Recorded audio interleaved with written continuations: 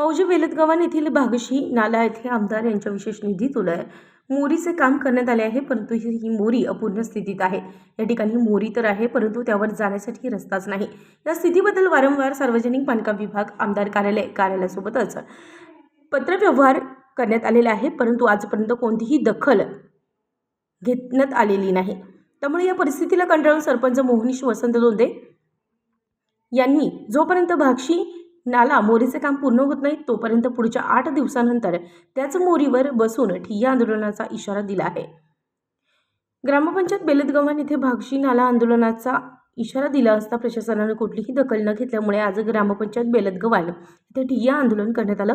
याप्रसंगी सरपंच मोहनीश दोंदे, उपसरपंच सिंधुबाई पवार, ग्रामपंचायत सदस्य आकाश पागेरी, ताराचंद पाळदे, अतुल पाळदे, ग्रामस्थ अशोक कुटे, रवींद्र कुटे, रंगनाथ कुटे, पोपट पाळदे, सुदाम पाळदे, सागर कुटे, सोमनाथ कुटे, चंद्रकांत धुर्जड, सोमनाथ धुर्जड, अमोल धुर्जड, अमोल उकारडे आदी ग्रामस्थ उपस्थित होते।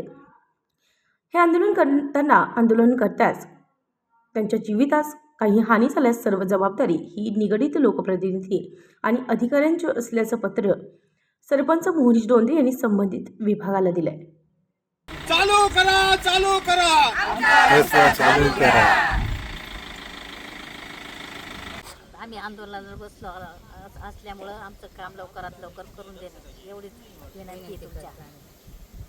आज आमच्या शाळेतल्या मुलांना पण खूप त्रास होतोय, आम्हाला पण खूप त्रास होतोय।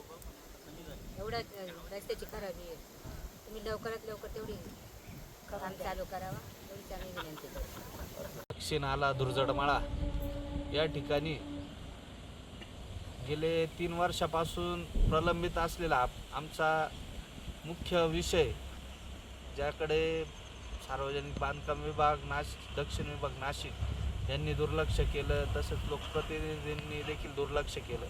3 वर्षापासून पूल बांधून ठेवला, पण त्या पुलावर जायला या ठिकाणी रस्ता नाही।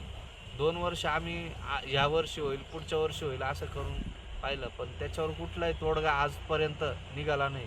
म्हणून आज या ठिकाणी आम्हाला उपोषण करायची पाळी या ठिकाणी आली।